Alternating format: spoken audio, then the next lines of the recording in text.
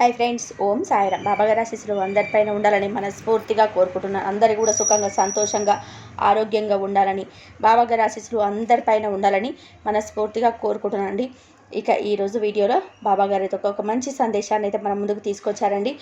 ఇక ఏం చెప్పబోతున్నారంటే బాబాగారు, తల్లి ఈరోజు నీతో స్వయంగా మాట్లాడాలని రామయ్య తన దూతతో వచ్చాడు, అంటే హనుమంతుడితో వచ్చాడు. మరి ప్రాప్తం ఉంటేనే ఇది వినగలుగుతావు. తల్లి, ఒక్కసారి ఈ సాయి చెప్పేది విను. జాగ్రత్తగా విన్న తర్వాత నీకే అర్థమవుతుంది ఎక్కడ తప్పు చేస్తున్నావు అనేది. నీ కష్టాలు తీరిపోయే మార్గం చూపిస్తాను. కాస్త ఓపికతో నేను చెప్పేది అర్థం చేసుకో తల్లి. జీవితం ప్రతి ఒక్కరికి కూడా సంతోషాలను ఇవ్వకపోవచ్చు, కానీ సంతోషకరమైన జీవితం నీ చేతిలోనే ఉంది.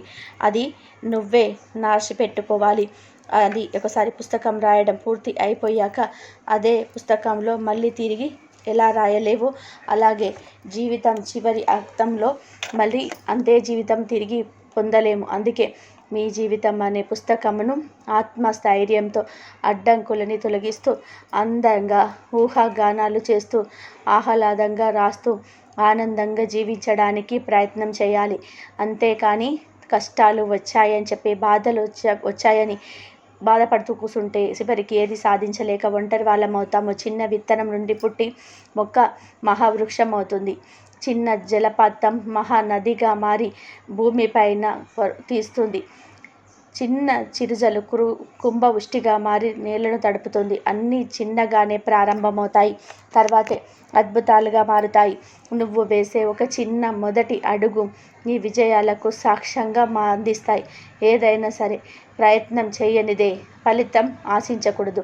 ఈ రోజు నుంచి నువ్వు చేసే చిన్న ప్రయత్నమే రేపు పెద్ద విజయం నువ్వు చూడగలుగుతావు.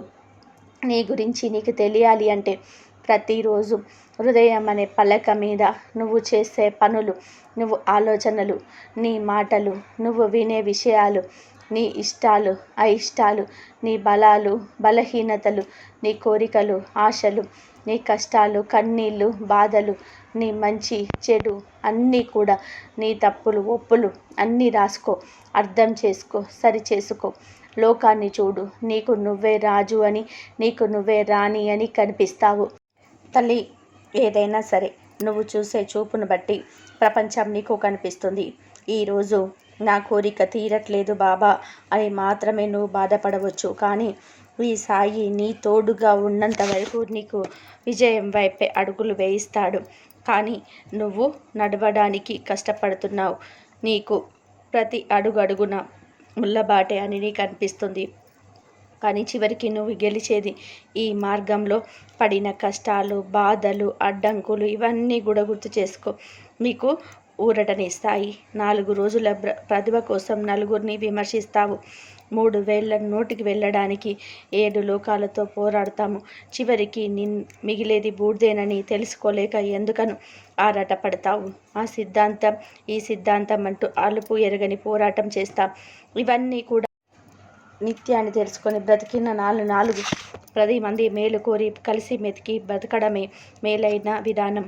తల్లి, నీ మనసులో గాయపరిచిన వారిని మర్చిపో, కానీ నిన్ను ప్రతిరోజు ప్రేమించే వారిని గుర్తుపెట్టుకో. నిన్ను ఏడిపించిన గతాన్ని మర్చిపో, కానీ నీ చిరునవ్వును కారణమవుతున్న వర్తమానంపై దృష్టి సాధించు. నీ బాధలు మర్చిపో, కానీ అది నేర్పిన పాఠాన్ని ఎప్పుడూ కూడా గుర్తుపెట్టుకో. కష్టం కన్నీళ్ళని కాదు, కొన్ని నిజాలను కూడా బయటికి రప్పిస్తుంది. దాపరికాల ముసుగును తొలగిస్తుంది. వాస్తవాలు వెలుగు చూసేలాగా చేస్తుంది. కష్టం కూడా ఒక మంచి నేస్తమే. నీలోని ధైర్యం, సామర్థ్యం నీకు తెలిసేలా చేయడానికే ఆ కష్టం వచ్చింది. నీ భవిష్యత్తుకు మార్గాన్ని వెతికేలా చేస్తుంది. అందుకే కష్టాన్ని కూడా ఆనందంగానే ఆహ్వానించాలి. ఈరోజు ఈ కష్టం వచ్చింది కదా అని మనం మౌనంగా కూర్చుంటామా? లేదు కదా. నీ మనసుకి ఆత్మస్థైర్యాన్ని నువ్వే నింపుకోవాలి. నీకు ఎలాంటి వారు ఆత్మీయులు లేనప్పుడు నీకు నువ్వే ఆత్మస్థైర్యంగా చెప్పుకొని నిలబడాలి. నీకు ఈ సాయి తోడుగా ఉన్నాడు. ఈరోజు బాబా, నాతో చనువుగా ఉన్న వాళ్ళే నన్ను మోసం చేశారు, నా అన్న వాళ్ళు నన్ను ఇబ్బందులోకి గురి చేస్తున్నారు. నా సమస్య ఏ విధంగా తీర్చుకోవాలి అని నీ చేతుల్లోనే ఉంది. నాకు సహాయం చెయ్యి బాబా అని ప్రాధేయపడుతుంది నా బిడ్డ. తల్లి, మనుషులలో మార్పు అనేది చాలా సహజం. ఎలా మారాలన్నది వివేకం చెబుతుంది. ఎప్పుడు మారాలన్నది అనుభవమే చెబుతుంది. అసలు ఎందుకు మారాలన్నది అవసరం చెబుతుంది. మరి కుదిరితే ఒక సంతోషానికి కారణం కావాలి, కానీ ఒకరి కన్నీళ్లకు కారణంగా మారకూడదు. ఎందుకంటే అది ఎప్పటికైనా సరే తిరిగి నిన్ను కన్నీరు పెట్టిస్తుంది. తల్లి, ఏ క్షణమైనా ఎలాంటి పరిస్థితి వచ్చినా ఎవరిని కూడా ఏడిపించకు. ఒకరి బాధకు నువ్వు కారణం కాకూడదు. ఏడుపు, ఏ ఉసురైనా సరే వెన్నంటే వేటాడుతుంది. అది కర్మఫలమే నిన్నే కాదు, నీ బిడ్డల్ని కూడా పట్టి పీడిస్తుంది. తల్లి, ఎవరో ఏదో అన్నారని నువ్వు బాధపడవద్దు. ఎందుకంటే తెల్ల కాగితం మీద చిన్న నల్ల పరకని మాత్రమే చూసే ఈ సమాజంలో నీలో మంచితనాన్ని ఎప్పటికీ కూడా చూడలేదు. తల్లి, జీవితం నిజాయితీ పరుడిని వేధిస్తుంది, నిందలు వేసేవారిని నవ్విస్తుంది, మాటకు కట్టుబడి ఉండేవారిని మాత్రం అవమానిస్తుంది, మాటలు మార్చేవారిని గౌరవిస్తుంది. ఈ సమాజం నువ్వు ఎలా బ్రతికినా సరే నిన్నే చెడ్డోడిని చేస్తుంది. విలువలేని మనుషులకి ఎంత విలువ ఇచ్చినా సరే చివరికి మన విలువే తగ్గేలా చేస్తారు ఆ జనం. మనిషికి డబ్బిచ్చే ధైర్యం కంటే మనిషికి మనిషి ఇచ్చే నమ్మకం చాలా గొప్పది. కానీ అలాంటి నమ్మకాన్ని ఇప్పట్లో కోల్పోతున్నారు. ఎవ్వరు అలాంటి నమ్మకాన్ని పొందలేకపోతున్నారు. జీవితం చాలా విచిత్రంగా మారిపోతుంది. తల్లి, మనిషికి జీవితాంతం తోడుగా ఎవ్వరు ఉండరు. అలా ఉంటారు అనుకోవడం మనుషుల యొక్క భ్రమ. మనిషికి నిజంగా జీవితాంతం తోడుండేది తన గుండె ధైర్యం తప్ప మనొకటి ఏది ఉండదు. జీవితం చాలా విచిత్రంగా కనిపిస్తుంది. ఎందుకు అంటే ఎవరు ఎంతకాలం కలిసి ఉంటామనేది ఎవ్వరు కూడా ఊహించలేరు. కాబట్టి రోజు ప్రారంభంలో అనిపిస్తుంది ధనమే జీవితం అని, కానీ సాయంత్రం ఇంటికి చేరినప్పుడు ప్రశాంతతే జీవితం అనిపిస్తుంది. మరి ఇప్పుడు ఉన్న రోజులలో మనుషులు చాలా స్వార్థంగా తయారయ్యారు. మనం మాట్లాడితే కానీ మాట్లాడని బంధాలలో వదిలేయడమే ఉత్తమం. నువ్వు మాట్లాడితేనే మాట్లాడుతున్నారు అంటే నీ బంధం వారికి అవసరం లేదు అని అర్థం. విలువైన వాటిని దేవుడు నీకు ఇచ్చే ముందు కొంచెం ఆలస్యం చేస్తారు. ఎందుకంటే దానిని పొందే అర్హత నీకు ఉందో లేదో తెలియాలి కాబట్టి. మరి ఆ అర్హతని పొందాలి అంటే ముందు నువ్వు సన్మార్గంలో నడవాలి. ఈ సాయి చెప్పినట్టు నడుచుకో, జీవితం సంతోషంగా మారుతుంది. తల్లి, మనస్సులో కల్మషం లేని వారు మన ముందైనా సరే వెనకైనా ఒకేలా మాట్లాడతారు. ఒంటి నిండా విషం నింపుకొని ఉన్నవారు మన ముందు తీయగా, మన వెనకాల చెడుగా మాట్లాడతారు. ఇలాంటి వారి పట్ల ఎన్నో జీవితాలు నాశనం అవుతాయి. అబద్ధాలు మాట్లాడుతూ అవకాశానికి అనుగుణంగా నడుస్తూ బతికే వాళ్ళు అనుకున్న విలువ నీకు ఇలా నిజాయితీగా బతికే వాళ్ళకు ఉండదని చాలామందిని ఉంటారు. కానీ అది వాస్తవం కాదు. వారికి ఏదో ఒక రోజు శిక్ష తప్పదు. భగవంతుడు అన్నీ చూస్తూ ఉంటాడు. తల్లి, నువ్వు అనుకున్నది సమయానికి జరుగుతుంది. నువ్వు ఆ విషయంలో ఎలాంటి బెంగ పెట్టుకోవద్దు. ఈరోజు సాయి చెప్పినట్టుగా సాయి మీద నమ్మకంతో నీ రామయ్య చెప్పే మాటలు వింటున్నావు. తల్లి, మన జీవితాన్ని ఎప్పుడు కూడా పక్క వారితో పోల్చుకోకూడదు. ఎందుకంటే సూర్యచంద్రుడు మనకి ఇద్దరు వెలుగులు ఇచ్చేవారే. కానీ ఎవరు గొప్ప అంటే మనకు సమాధానం దొరకదు. ఎవరి టైంలో వాళ్ళే గొప్ప. మనం కూడా అంతే. దేనికైనా సరే సమయం రావాలి. సమయాన్ని బట్టే వారి వ్యక్తిత్వం బయటపడుతుంది. నటించే బంధాలు ఎప్పుడు తీయగానే మధురంగానే కనిపిస్తాయి. నిజమైన బంధాలు ఎప్పుడు కష్టంగా కఠినంగానే కనిపిస్తాయి. ఇది అందరికీ కూడా తెలిసిన నిజం. అయినా ప్రతి ఒక్కరూ మనం ఎప్పుడు పఠించే బంధాలని ఎక్కువగా నమ్ముతూ ఉంటాం. ఎందుకంటే మనం మనుషులలాగా ప్రవర్తిస్తాం కాబట్టి. నిజాయితీ పరుడిని ఏడ్పిస్తాం, నిందలు వేసేవాడిని నవ్విస్తాం, మాటకు కట్టుబడి ఉండేవాడిని అవమానిస్తాం, మాటలు మార్చేవాడిని గౌరవిస్తాం. బ్రతుకు ఇలా సాగిపోతూ ఉంది. విలువలేని వారితో వాదించడం, వారి మాటలకు స్పందించడం వలన వాళ్ళ విలువ మనం పెంచడమే అవుతుంది. కాబట్టి వారితో వాదించకుండా, మాట్లాడకుండా మౌనంగా ఉండడమే మంచిది. తల్లి, ఒకరి జీవితం గురించి చులకనగా మాట్లాడవద్దు. ముందు నీ జీవితం గురించి ఆలోచించుకో. బ్రతికినంత కాలం బాగుపడతావు. తల్లి, వ్యక్తిత్వం అంటే ఒకరు నిర్ధారిస్తే వచ్చేది కాదమ్మా. ఒకరు విమర్శించినా రాదు. అది మన నడవడిక పైన ఆధారపడి ఉంటుంది. ఎంత చదివామనేది కాదు తల్లి, ఆ చదువు మనకి ఎంత సంస్కారం నేర్పించింది అన్నదే ముఖ్యం.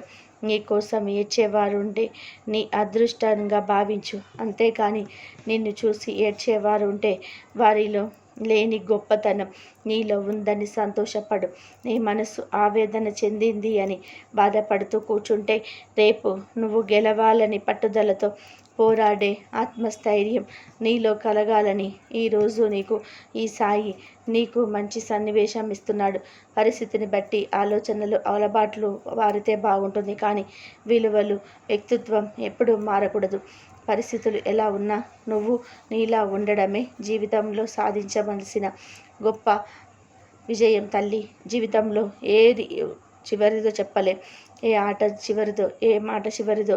అందుకే వీలైనంతగా పలకరిస్తూ ఉండు, వీలైతే కలుస్తూ ఉండు. తల్లి, జీవితం అంటే ఒక్కసారి మాత్రమే రాయగలిగిన పుస్తకం. మళ్ళీ మళ్ళీ తిరిగి రాయడానికి ఉండదు. దాని చివరి పేజీ కూడా ఖరారు చేయబడి ఉంటుంది. అది దాటి గురికించి రాయడానికి ఉండదు. ఈ ప్రపంచంలో అనేది పెద్ద వేదిక మనసు. ఇక్కడ ఆడినన్ని నాటకాలు ఇంకెక్కడ కూడా ఎవరు చూడలేరు. ఈ రంగస్థలం ఎప్పుడు కూడా ఖాళీగా ఉండదు. రకరకాల భావోద్వేగాలు, కుట్ర కుతంత్రాలతో కూడిన నాటకాలు నిత్యం ఈ వేదిక పైన జరుగుతూనే ఉంటాయి.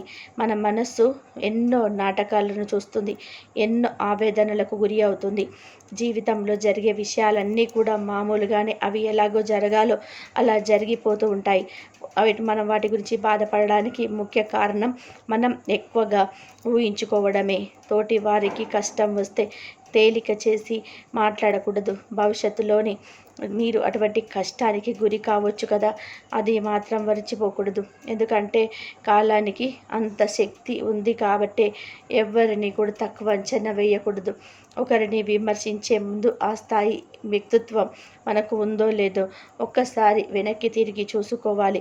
నేను తప్పుడు క్షమిస్తానా కానీ అవమానాన్ని మాత్రం అస్సలు ఖచ్చితంగా గుర్తుపెట్టుకుంటాను అని నీ కర్మ నిన్ను నిలదీస్తుంది. ఎంతసేపు ఎదుటి వారిలోని తప్పును, పొరపాట్లు వెతకడం కాదు, ముందు నీలో ఉన్న తప్పులు, పొరపాట్లు ఏంటో అవి తరచూ నువ్వు చూసుకోగలిగితే ఆ తర్వాత ఆలోచిస్తే ఎదుటి వారి తప్పులు ఏంచే అర్హత కూడా మనకు లేదు అని అనిపిస్తుంది. ఒకరి గురించి మనం చెడుగా మాట్లాడి నిందలు వేసి వారిని తక్కువ చేయాలని చెప్పి ఎంత ప్రయత్నం చేసినా వారి వ్యక్తిత్వం ఎప్పుడు కూడా వారిని ఉన్నత స్థాయిలోనే ఉంచుతుంది.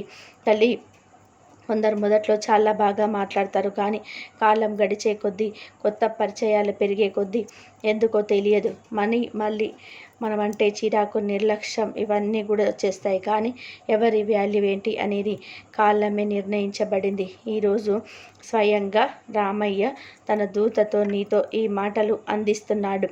రామయ్య రూపంలో నీకు ఈ సాయి ఇంత గొప్ప సందేశం అందిస్తున్నాడు. నీ కోరికలు నెరవేరాలన్నా, నీ విలువ పెరగాలన్నా, విలువ తెలుసుకోలేని వారిని ఇప్పటికీ సంపాదించలేరు. ఎవరితో ఎంతవరకు ఉండాలో అంతవరకే ఉండాలి. అందరూ మన వాళ్ళే అనుకొని మంచి కోసం ఏదైనా చెబితే మనం చెడ్డ అలమైపోతాం. నిజాయితీతో చేసిన ఒక పనికి ఫలితం ఒక చోట లభించకపోవచ్చు, కానీ మరొక చోట ఇంతకన్నా మంచి ఫలితాన్ని కాలమే నిర్ణయిస్తుంది. ఏదో ఒక సమయంలో భగవంతుడు నీ కష్టానికి తగిన ఫలితం అందిస్తాడు. నువ్వు చేసిన మంచి పని మనుషులు గుర్తించకపోవచ్చు, కానీ దైవం మాత్రం అంతా గమనిస్తూనే ఉంటుంది. మంచికి మంచి, చెడుకు అనుభవించడానికి మాత్రం మనుషులు సిద్ధంగా ఉండాలి అంతే. తేనెలో ముంచిన వేప తన తత్వాన్ని కోల్పోలేదు. పాముకు ఎన్ని పాలు పోసినా విషం మాత్రమే తగ్గిపోదు. అలాగే మనసులో చెడు ఆలోచనను నింపుకొని అనునిత్యం కూడా గంగా స్నానం చేసిన వారిలో మలినాలు మాత్రం తొలగిపోవు. చెడు గుణం మారిపోదు. మన కంటితో చూడని, జీవితో వినని వాటిని నమ్మకూడదు. వాటిని ఇతరులతో అస్సలు పంచుకోకూడదు. ఎందుకంటే అసూయ పరులు చెప్పే అబద్ధాల వల్లే అనుబంధాలు చచ్చిపోతుంటాయి. తల్లి సంస్కారం బాగుంటే గౌరవం పెరుగుతుంది, మాట బాగుంటే మర్యాద కూడా పెరుగుతుంది, నడవడిక బాగుంటే బంధాలు బాగుంటాయి. నీతో అవసరం లేకుండా నేను ఎవ్వరూ ఇష్టపడరు. ఎందుకంటే స్వార్థం మనిషి జన్మ హక్కు కాబట్టి. ఎప్పుడు ఎవరైతే పాజిటివ్గా ఆలోచిస్తారో అలాంటి వ్యక్తులని ఏ విషయం కూడా చంపలేదు. నెగిటివ్గా ఆలోచించే వ్యక్తిని ఏ మెడిసిన్ కూడా బాగు చేయలేదు. తల్లి తాము ఎన్ని కష్టాలు ఉన్నా వాటినన్నిటినీ కూడా పక్కన పెట్టి ఎల్లప్పుడూ మానవత్వం మీద నిండిన హృదయంతో ఇతరులకు సహాయపడేవారు ఈ లోకంలో అరుదుగా కనిపిస్తారు. అలాంటి వారిలో నువ్వు కూడా ఉండాలి అనేదే ఈ సాయి కోరిక. తల్లి ఎప్పుడైనా సరే అడిగే ప్రశ్నలో పద్ధతి ఉంటే నువ్వు ఇచ్చే సమాధానంలో సంస్కారం కనిపిస్తుంది. ఈ సృష్టిలో అత్యంత విలువైనది అన్నీ ఉచితంగా లభిస్తాయి. గాలి, నీరు, చెట్టు, సమయం, స్నేహం లాంటిది ఉచితంగా లభించడమే మనము వాటిని చిన్న చూపు చూస్తూ సరిగ్గా ఉపయోగించుకోలేకపోతున్నాం. తల్లి కోపం కళ్ళల్లో కలిగే కన్నీరుగా మారితే తప్పులేదు, కానీ మాటగా మారి బాణమై బాధించకూడదు. తల్లి నువ్వు రామతత్వాన్ని తెలుసుకోవాలి. రామచంద్రమూర్తికి అబద్ధం అంటే పరమ అసహ్యం. ఎక్కువ మాట్లాడితే పొరపాటున అసత్య దోషం వస్తుందేమో అని అసలు మాట్లాడేవాడు కాదు. రామాయణం చదివితే జీవితంలో ఎవరితో ఎలా ప్రవర్తించాలో, ఎవరితో మాట్లాడేటప్పుడు ఎలా మాట్లాడాలో, ఎవరిని ఎలా అర్థం చేసుకోవాలో చాలా సక్రమైన అభిప్రాయం ఏర్పడుతుంది. శాస్త్రీయంగా దానికంగా మాట్లాడేటప్పుడు కుండలు బద్దలు కొట్టినట్లు నిర్భయంగా మాట్లాడినంత ధైర్యం ఆగుతుంది. ఇది రామాయణం చదువుకోని వాడికి రాదు. రామచంద్రమూర్తి నడవడిని పరిశీలిస్తే, ఆయన ఎలా మాట్లాడతాడో చూస్తే ఎలా మాట్లాడాలని అన్న మాట అర్థమవుతుంది. తల్లి బలం ఉన్నవాడే గొప్పోడైతే వాలిని మించిన బలవంతుడు లేడు. చదువుకున్నవాడే గొప్పోడైతే రావణుని మించిన పండితుడు లేడు. గుణం ఉన్నవాడే గొప్పోడు కాబట్టి రాముడు గొప్పవాడయ్యాడు. నీ గొప్పతనాన్ని నిర్ణయించేది నీ గుణం మాత్రమే అని బాబాగారు ఈరోజు మనందరి కోసం చక్కటి సందేశాన్ని అందించారండి. ఈ సందేశం మీకు నచ్చితే శ్రద్ధ సబూర్ అని కామెంట్ చేయండి.